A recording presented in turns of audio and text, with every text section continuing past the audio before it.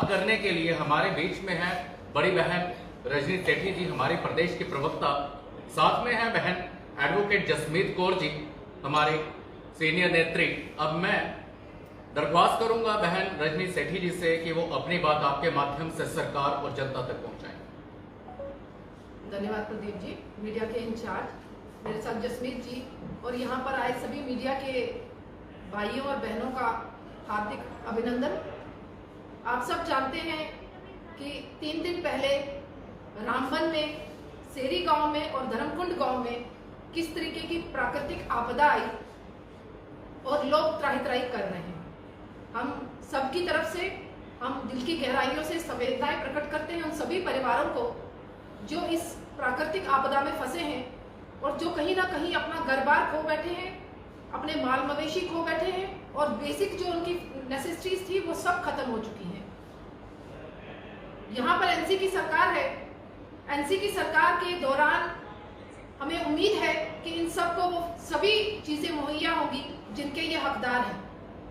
आप लोगों ने देखा है कि आज से 3 दिन पहले मुख्यमंत्री उमर अब्दुल्ला जी जो दिल्ली की तरफ जा रहे थे, उनकी फ्लाइट डाइवर्ट कर दी गई कुछ कारणों के कारण, और मुख्यमंत्री जी ने एक्स पर पोस्ट कर दिया कि उनकी फ्लाइट को डाइवर्ट कर दिया। एडमिनिस्ट्रेशन के लिए बहुत सी बातें उन्होंने की जो एक मुख्यमंत्री के मर्यादा के दायरे से बाहर थी। मैं आज सवाल करना चाहती हूँ मुख्यमंत्री जी से कि रामबन के जो नागरिक हैं, रामबन की जो जनता है, वो गुहार लगाएगी तो लगाएगी कहाँ? आप तो एक्स पर ट्वीट करके अपनी जो आपकी व्यथा है या जो आपकी प्रॉब्लम्स है उसको बता पा रहे हैं, मगर रामबन की जनता बताएगी तो बताएगी किसको? आज सोशल मीडिया और मीडिया ही ऐसा माध्यम है जो वहां की जनता की आवाज हम लोगों तक पहुंचा पा रही है। मैं देख रही थी कि एनसी के जो प्रेसिडेंट है डॉक्टर फारूक अब्दुल्ला और जो यहाँ मुख्यमंत्री है उमर अब्दुल्ला, ये अभी ये डिसाइड नहीं कर पा रहे कि ये नेशनल डिजास्टर है या मेजर डिजास्टर है। पिताश्री कहते हैं ये मेजर डिजास्टर है और पुत्र जी कहते हैं ये नेशनल डिजास्टर है। पहले इनको ये समझना पड़ेगा कि इस समय लोगों की जरूरतें क्या हैं, लोग क्या चाहते हैं।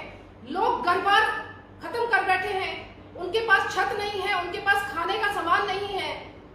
और यहां तक देखने को मिला कि आज मुख्यमंत्री जी वहां गए हैं, लोगों ने किस तरीके से प्रोटेस्ट किया है, उनका घेराव किया है और बताया है कि हम लोगों के लिए आप लोग क्या कर रहे हैं। एनसी की ये अपनी एक प्रक्रिया रही है इतने सालों में।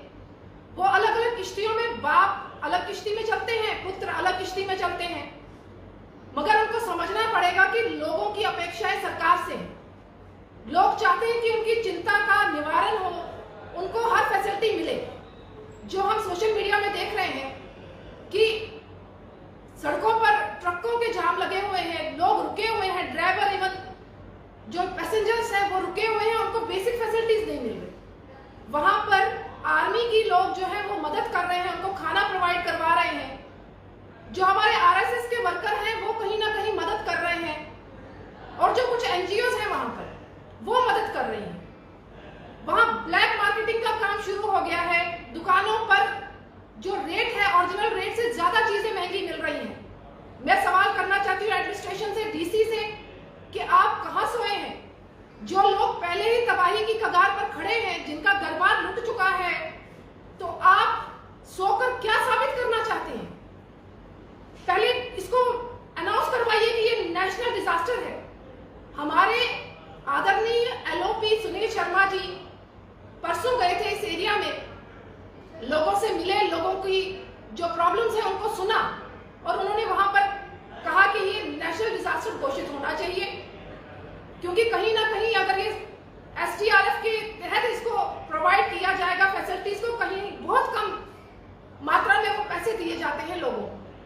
तो इसीलिए हम लोग कह रहे हैं कि हमारी पार्टी का यही स्टैंड है कि इसको नेशनल डिजास्टर के माध्यम से देखा जाए, क्योंकि ये एक ऐसी आपदा है जिसको काफी समय लगना है लोगों को अपने घर बार पाने में, अपना रोजी रोटी कमाने में। तो इसके लिए मुख्यमंत्री जी को कोई ऐसा कदम उठाना चाहिए। लोग समझ रहे हैं कि इस समय एनसी की सरकार है, पहले एलजी प्रशासन था, एलजी से उम्मीदें कम होती हैं, मगर कहीं ना कहीं मुख्यमंत्री जो चुने हुए हैं लोगों के, उनसे उम्मीदें ज्यादा होती हैं।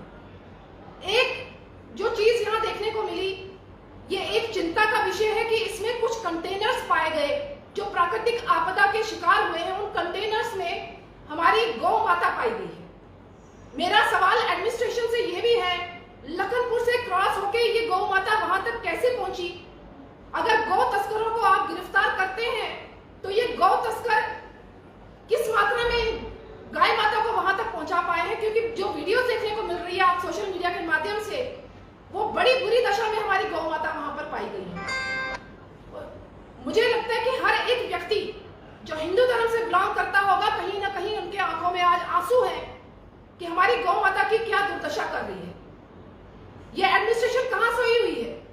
मैं डीजी सर से भी गुहार लगाना चाहूंगी कि अलग अलग नाकों पे आपके पुलिस वाले खड़े हैं, उस कंसर्निंग एरिया के एसएचओ हैं, ये गौ माता वहां तक पहुंची कैसे? इसकी भी तफ्तीश होनी जरूरी है और कड़ी से कड़ी कार्रवाई उन लोगों के खिलाफ होना जरूरी है। मैं एनसी की सरकार से निवेदन करना चाहूंगी आज मीडिया के माध्यम से कि वहां पर नकेल कसें, जो ब्लैक मार्केटिंग का धंधा शुरू हो गया है, लोगों को हर फैसिलिटी प्रोवाइड करवाएं, क्योंकि आम लेबरर जो है वो उनकी मदद कर रहे हैं, इवन उनके अपने तन पर ढकने के लिए कपड़ा भी नहीं है। जो आसपास के हमारे पड़ोसी हैं वो उनको कपड़ा दे रहे हैं, दिखा रहे थे वीडियोस में। तो मैं धन्यवाद करना चाहूंगी आप सभी मीडिया भाइयों का, सोशल मीडिया के भाइयों का, जिन्होंने ये सच्चाई हम सबके सामने लाई और दिखाया कि एडमिनिस्ट्रेशन और हमारी सरकार नाकाम साबित हो रही है इनको हर फैसिलिटी देने में। ये निवेदन जरूर करूंगी कि जल्द से जल्द इनको हर फैसिलिटी दें, ताकि ये इनके जो छत छीन चुके हैं, इनके सर पर छत बने, इनको अपनी रोजी रोटी मिले और इनकी जो तबाही हुई है वो कहीं ना कहीं इनको थोड़ा सा सुकून मिले। यह निवेदन जरूर आज की प्रेस वार्ता के माध्यम से करना चाहूंगी। धन्यवाद।